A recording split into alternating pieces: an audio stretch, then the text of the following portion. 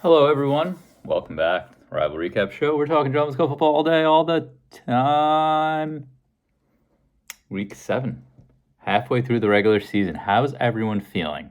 I'll be honest. After getting the whopping from Tony, which we'll get into in a minute, after going to the Ravens game and drinking a little too much with Ortiz and not really watching a lot of Sunday football, I felt a little disconnected from my fantasy football team and just football in general.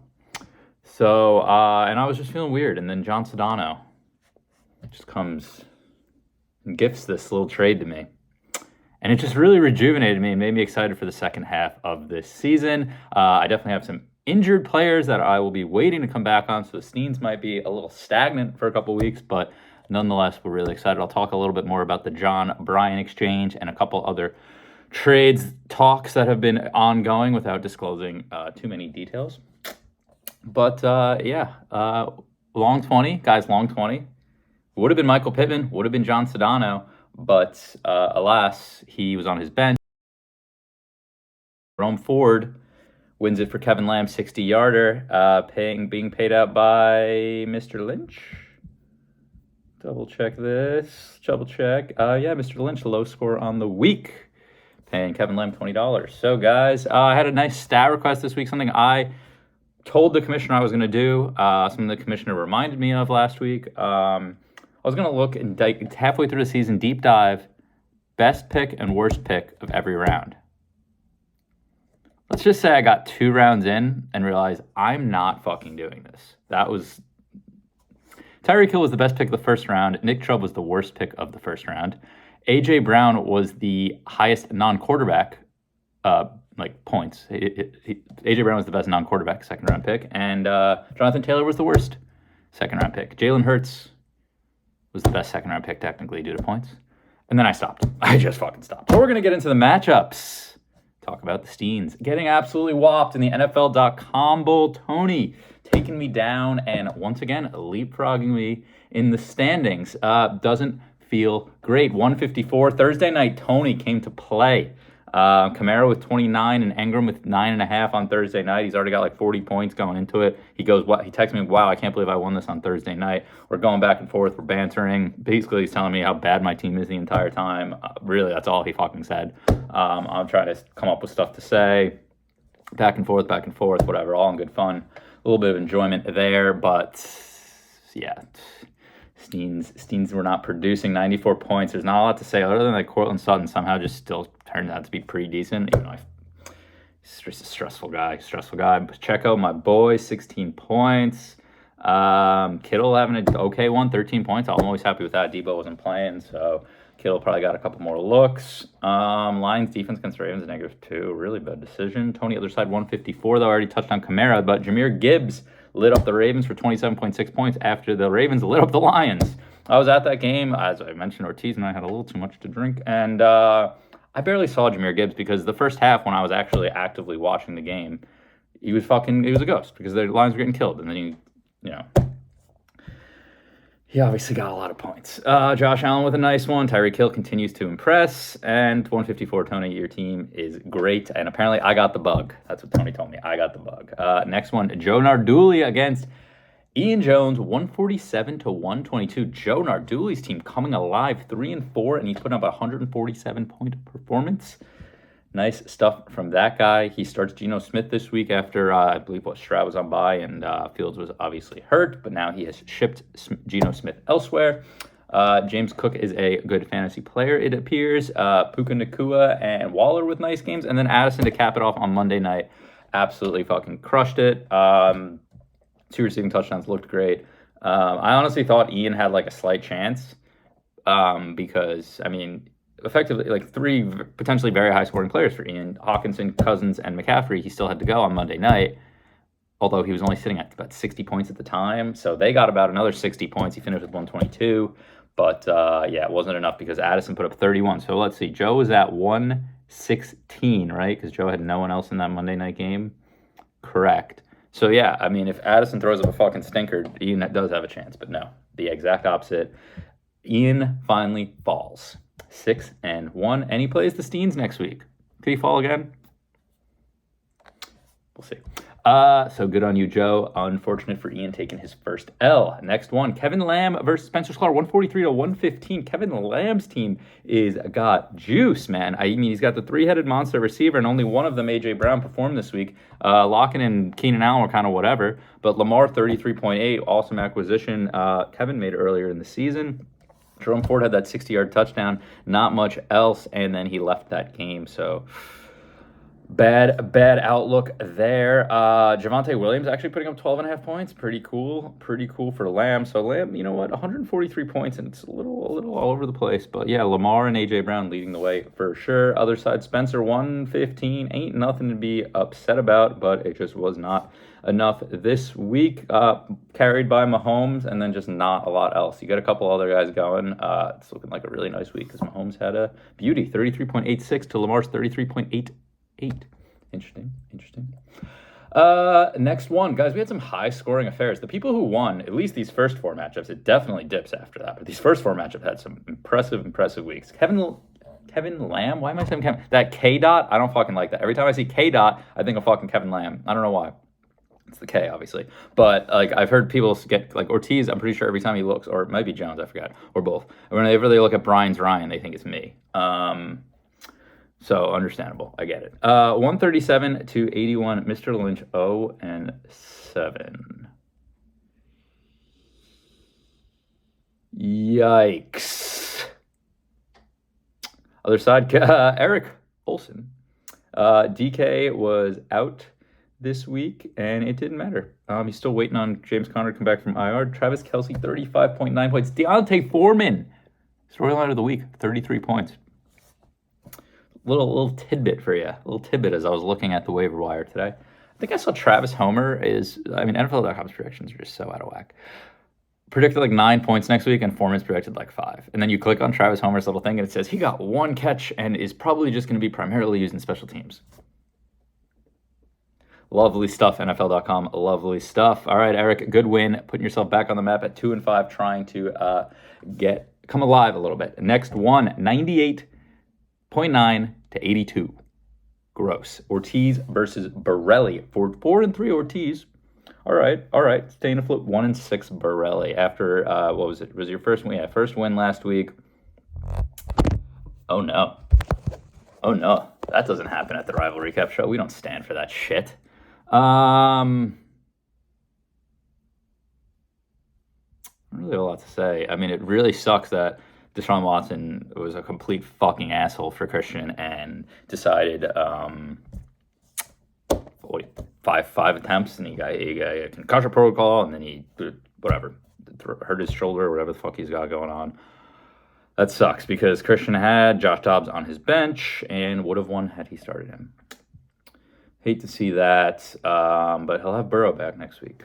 So hopefully Joe Burrow can actually be a decent fantasy quarterback because thus far he really hasn't. So Christian needs that to not fall into the depths of last place, although Matt Lynch doesn't seem to be coming out of there anytime soon. Even though Lynch, I mean, dude, I don't know. Christian would have beat Lynch by 0.04 this week had they played, so that's something. Ortiz, honestly, you want it, but with 98 points, it was Jalen Hurts and not much else.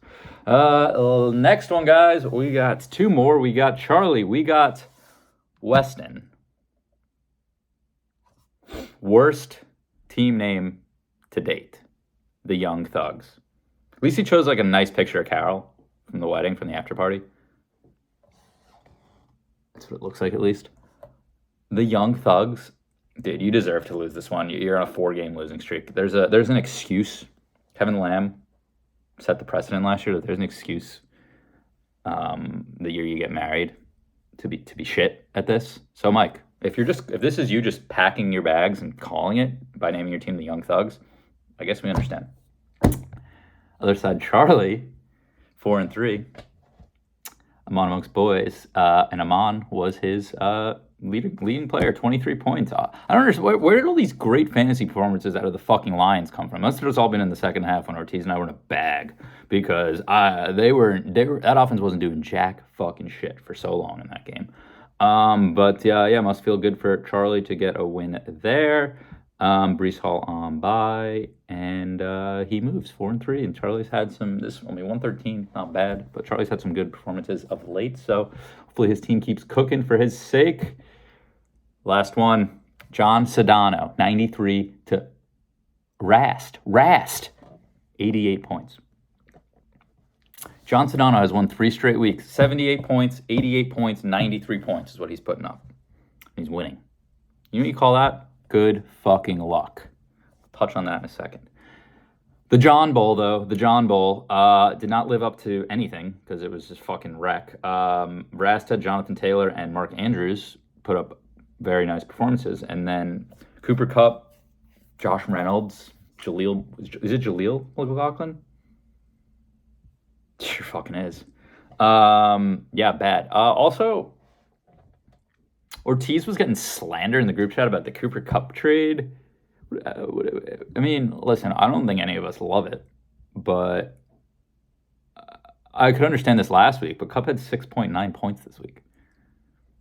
I mean, we all know it wasn't the best.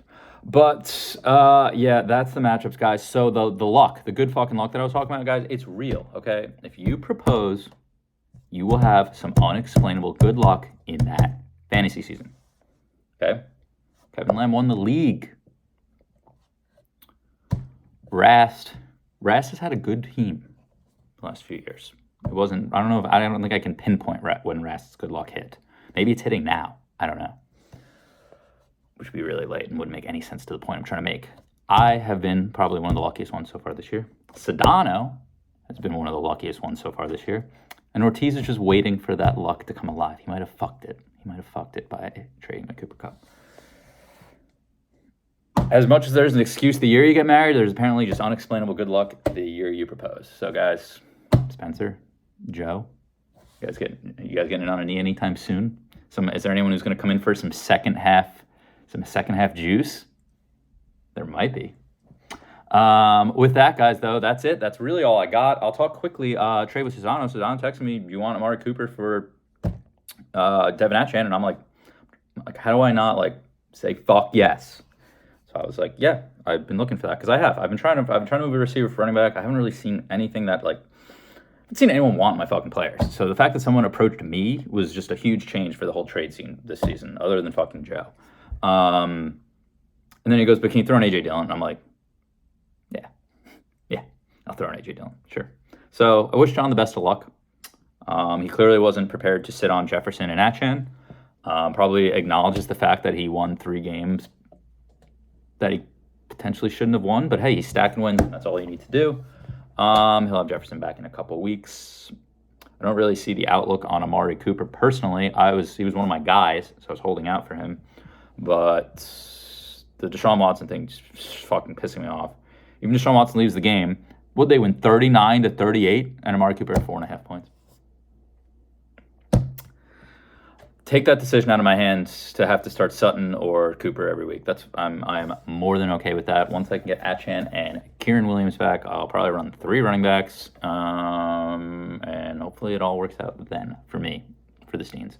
Some other guys who have thrown their hats in the ring now. I think I make a deal, and then all of a sudden people are like, whoa, let's start talking to Marsh. I had Charlie reach out with some trades, and Charlie was talking some good players, some players I like, and I don't know. I don't know what's right for me yet.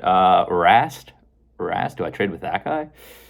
He's due for a bad trade, isn't he? He's due for a bad one. Maybe I'll keep up the talks with Rast. He probably won't after this. And then Joe has sent me many good offers. He really has. I wouldn't want it, but I've just been dragging him along. Hasn't just been the one that I want, and alas, we still can't come to a deal. Can't come to an agreement. He offered me one thing. I said yes to it, and then he changed it. That was the closest we'll probably ever come. I kind of did the same thing to him. Yeah, so without further ado, I did not do the historic matchups this week because I wrote it down on a piece of paper and then completely fucking forgot. So at work, so I will quickly run through it here. I think Tony took the 5-4 lead in the NFL.com Bowl. Johnny and Rast.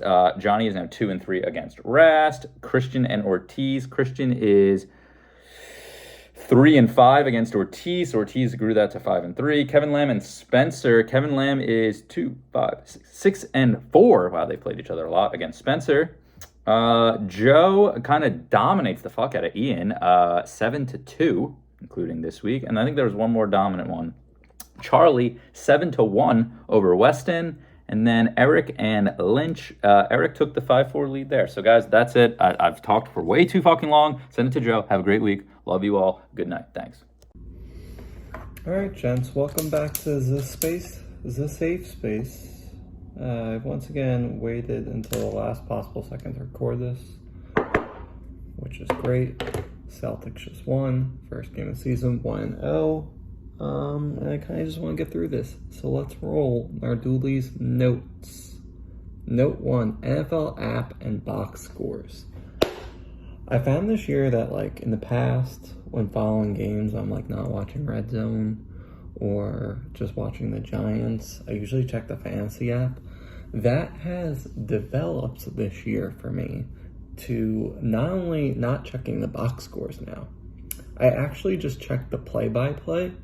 So if I'm not watching, like, the Falcons game, for example, and I see it's 0-0 in the second quarter, I won't check the box score. I read every single play that happened. And it's like, oh, Tyler Algier rushing. Oh, Corell Patterson. Oh, Desmond Ritter incomplete 3-and-out. Get the ball back. No Bijan. It's maddening, but it's pretty fun. I don't know why that's the Nardulli note. Note 2. I'm not sure why pass blocking is so hard. I've been watching a lot of pass blocking clips because the Giants can't do it. It honestly doesn't look that hard just to, like, shove someone. Like, I'm sure it's very hard. It doesn't look that hard. Like, being a receiver, being a cornerback looks hard. Pass blocking looks pretty easy. Note 3. What happened to jersey swaps? I'm not necessarily a huge jersey swap person, but I feel like 2 or 3 years ago, like after every game on social media, you'd see like 1 billion jersey swap pics. I haven't seen a jersey swap picture in years now. Years. Note 4 reads fuck Christian. I wrote this on Saturday when I was mad at Christian. He's in New York, and we were talking trades, and I wasn't getting what I wanted, and I'm very immature when I don't get what I wanted, so I got really mad at Christian. I think I was checking my text. At one point, I texted him, go back to Boston. Nobody wants you here. But turns out, good for me, I didn't make that trade because I was going to trade him Jordan Addison and James Cook, who did great this week. So, goes to show me that I don't know shit. Note 5 reads mouthpieces. It really bothers me when players wear that dangling mouthpiece and just never have it in their mouths. I don't know why it bothers me. So, like Jalen Ramsey, he is like the number one. It drives me insane. Like, it's not an accessory. It looks stupid dangling around. And it's like probably bothers you too. Note 6, last Nardulli note for this week. I love the bottom, it reads. This year has been a struggle for me. The last couple of years I've been at the top of the standings, and it's pretty like relaxing watching the games when you're like 5-2, 6-1, because you don't really fucking die on it. And this year, like the past few weeks, it's been fucking do or die. And I wrote this note in this week after I was like hung over on my couch watching the games, and like I caught myself like sitting up and like I'm giving like a little jump fist pump for like a Cleveland Browns sack. I was like, oh, 1 point, fucking let's go. And like that's just like what life in the bottom is. Every point matters. Like I feel like I'm in the playoffs for 2 straight months, and it's exhilarating. Like I love the bottom. I'm gonna be tough and tested if I make the playoffs. That's probably why I was upset as a 1 seed the last few years, because I wasn't tough and tested. I'm going to be tough and tested. Let's get to the next segment. We start the show every week with a best team and a worst team. Best team, pretty clearly, John Zarast. I'm going to read a best team submission I found funny. Best team, Rast. Worst team, also Rast. Very strange and rare to see something like this, but it's true. I don't want to harp on Rast's team too much. No disrespect to Rast. It's still pretty solid. Have there been some kinks in the armor? With Raheem Mostert questionable? Debo shoulder injury? No, I mean, he still has a loaded team. He's going through it, man. He's going through it, and I don't really have much to say. His team is still really good. I did read a stat this week that I shared in a group that the Dolphins have the hardest remaining schedule in the NFL. So maybe Tua and Raheem Mostert will go down, and our teams will have chances that go up.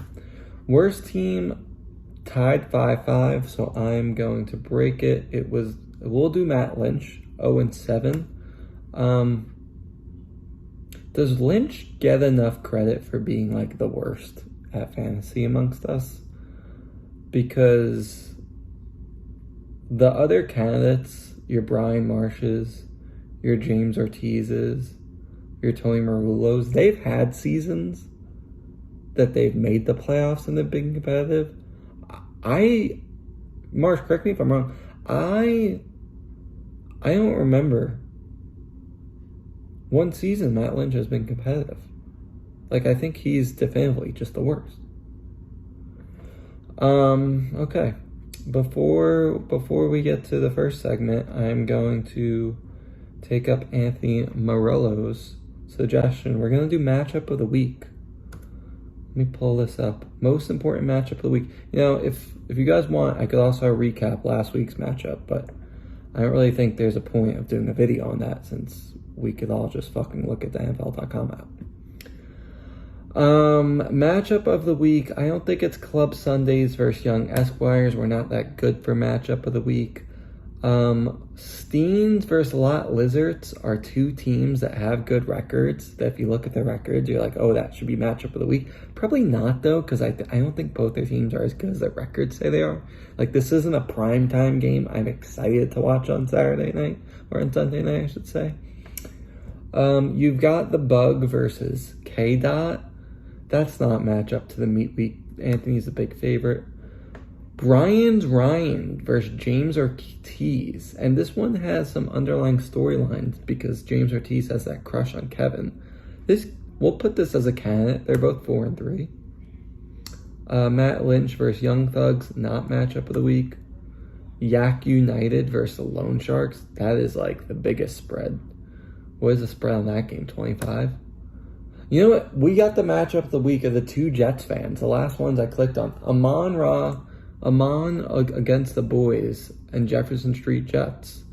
5-2, 4-3. Charlie's team won 3 games in a row. Johnny's teams won 4 games in a row, and probably both solid teams. Johnny made a fucking weird trade this week. Matchup of the week.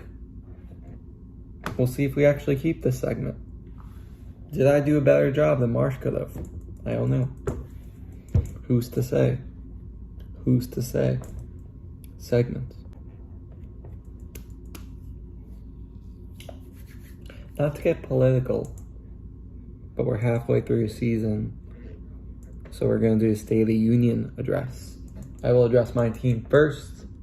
My State of the Unions, that Godfather scene, every time I think I'm out, you pull me back in. And I really feel that about my team. Because, like 2 weeks ago, after my team put up a stinker against Kevin, and I was like really looking forward to that matchup because I thought I had good matchups. I was so fucking done. I didn't open up the NFL app once for a week. Then this week, my team goes off, and I'm fucking back in. It's a toxic relationship. We're a toxic relationship. I've said my team's young. It takes time. It takes time. We're learning. We're learning and growing. I really hope I get back to 500 this week. Let's read your submissions. Kevin Lamb. Clam. The Clam. Has everyone... Clam. Kevin's a clam. 3 wins and we're in. Don't disappoint Ortiz. He's rooting for us. Feels a little early to be like, oh, X many wins, so I'm in the playoffs. Ian, my State of the Union would be delivered by Trump Like he's saying that my team is the greatest team that he's ever seen, and my loss to Narduli was rigged by the left agenda. It's a pretty clever and funny submission, Ian. Brian Marsh, expect a few new faces. Some new steens will be brought in through the door with the ultimate goal, steening. Have a good core and maybe a piece away from having a real shot. Keep fighting and keep steening. What's steening? Like, have we considered that Marsh might just be a weirdo? Ortiz, shaky and unpredictable. We have dealt with injuries, poor management. I'll emphasize that again, poor management. Poor management. And spell cast by the witch, but we are hungry and we are still horny, and we will be coming for ass the rest of the season. Not enough has been talked about the Cooper Cup trade. I want James Ortiz to admit that the preseason Safe Space video made him panic trade Cooper Cup because he was by far the vote for worst team, and like a day after that he traded Cooper Cup for fucking DeAndre Washed Hopkins and Brian Robinson without even like fucking announcing that he was on the block. He like started to create this Rast fucking monster. That's such a bad trade, dude. You didn't even go a week, James. You didn't even go a week. And he was your guy, too. Spence, things look bleak, but it's not quite over yet. Tune out the noise and take it week by week. Did you mean to rhyme this? And let the chips fall as they may. Lynch, being 0-7 is harder to accomplish than being 1-6 or 2-5, so this team is operating in a special way. Throws Gatorade jug on the floor and puts a pistol in mouth. Charlie, as we gather tonight, our team is on the verge of war with the Wicked Witch of Hoboken. We've shown a lot of promise these past few weeks, but our biggest challenge lies ahead. No one on this team has faced the wrath of John Stano's spell before. If we can make it through this week uninjured, sky's the limit. Tony, you guys are making Papa proud. I wake up in the morning ready to stroke my Pichadel, I believe is how you pronounce that word. Knowing the caliber of my guys. Keep pushing it so I can talk my shit. I have Tyreek in my other league with AJ Brown, and it's like the fucking coolest thing. John Rast. Men, we've had a record start to the season. We've got the right guys in the room. We're on pace to break the record for season points. Only we can stop ourselves. We've got the foot on the gas pedal. I mean, this is where Rast's head's at, that he's like doing the calc to figure out like where he's on pace for and like how good his team is.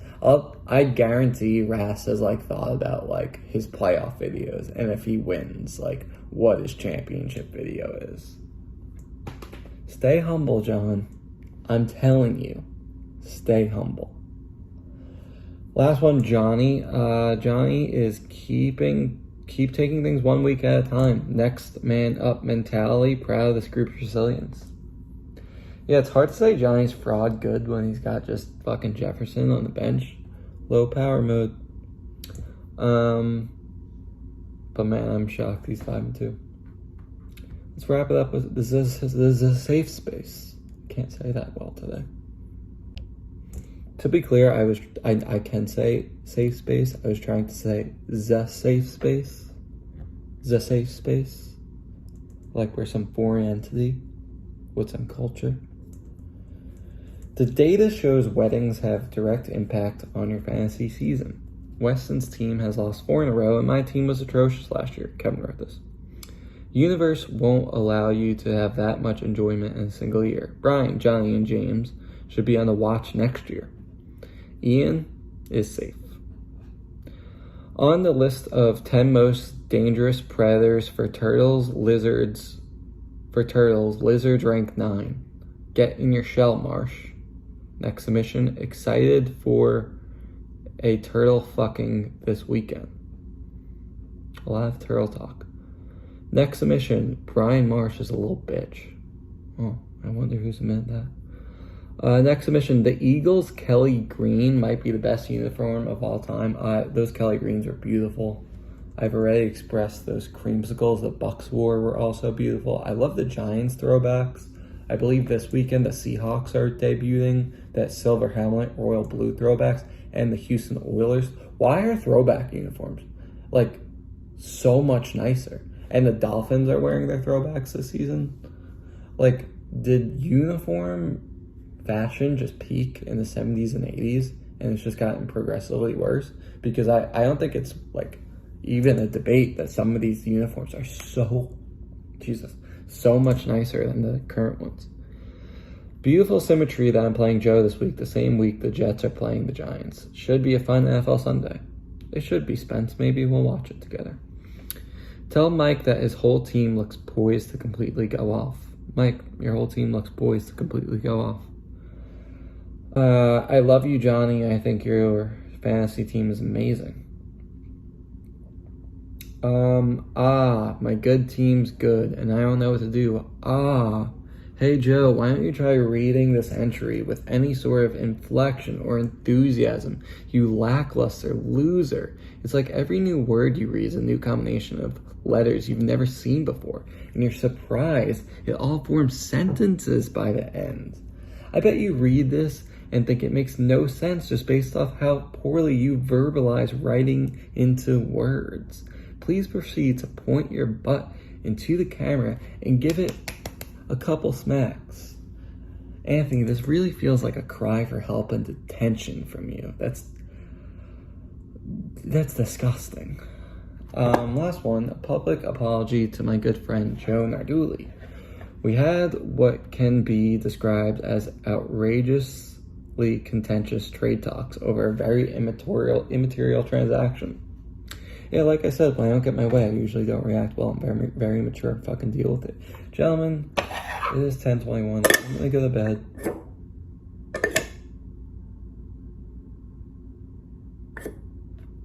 No smoke. Have a great week. Hopefully I'm 4-4. Godspeed.